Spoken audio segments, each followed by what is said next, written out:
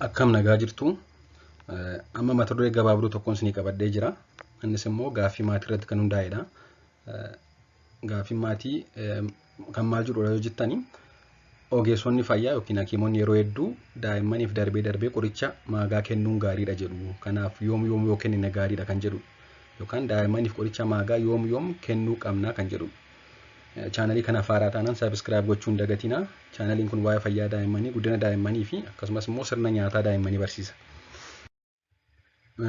Akka dhaabbanni fayyaa addunyaa jedhutti yookaan WHO daa'immanii fi ijoolleen biyyoota guddataa jiran jechuunis kan akka biyya Afrikaa keessa jiran umuriin isaanii waggaa 2 hanga waggaa 12 gidduu ta'aniif waggaatti si'a 1 yookaan si'a 2 dawaa farra paarasaayitootaa kan ta'an kanneen akka albendaazoolii yookaan mebendaazolii jedhamu kennuun gaariidha jedha. Biyyoota akka Afrikaa keessa, akka Indiyaan keessa, biyyoota guddataa jiran keessa kanneen jiraniif umuriin isaanii waggaa 2 hanga waggaa 12 kan ta'an waggaatti si'a 1 yookaan si'a 2 qoricha maagaa kan jennu san yookaan qoricha farra paarasaayitootaa kan ta'e albendaazool yookaan mebendaazol kan jedhaman waggaatti si'a 1 yookaan si'a 2 kennuun gaariidha jedha.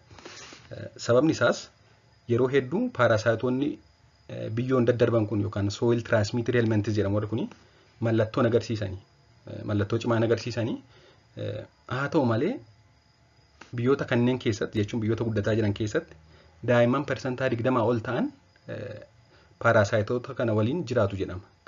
Marrummaan isaanii keessa yookaan garaacha isaanii keessa paarasaayitoonni kun jiru. Haa ta'u malee mallattoo hin qaban hedduun isaanii. Mallattoo qabaachuu baatan iyyuu malee akka garaacha isaanii irraa xiqqoo yeroon dhiigu taasisuun hirna dhiigaa akka godhatan yookaan keessumaa hirna elementii ayireenii jedhamu waan fiduuf hirna dhiigaa akka godhatan taasisa. Akkasumas immoo marrummaan madeessuun akka nyaatni qaamatti hin fudhatamne taasisuu fi akkasumas immoo darbee cufuu kana jechuun absorptionii fi digestionii irratti dhiibbaa uumuu akkasumas immoo kanneen akka skaadiyaas jedhamu darbee cufuu yookaan obstructionii fiduu danda'u jechuudha. Akkasumas immoo fedhii nyaataa hir'isuun fayyaaf guddina isaanii irratti dhiibbaa fiduu danda'u. Osoo mallattoo tokko hin qabaatiin fedhii nyaataa daa'imaa hir'isuu yookaan cufuun guddina daa'imaa irratti fayyaa daa'imaa irratti dhiibbaa fiduu danda'a waan ta'eef osoo daa'imni dhibee hin godhatiin yookaan mallattoo hin qabaatiin umuriin isaanii waggaa 2 hanga waggaa 12 ta'an preventive chemotherapy kan jedhamu dursanii ittisuuf osoo daa'imni dhibee hin godhatiin dursanii ittisuuf dawaa kana kennuun gaariidha jedha dhaabbanni fayyaa addunyaa jechuudha.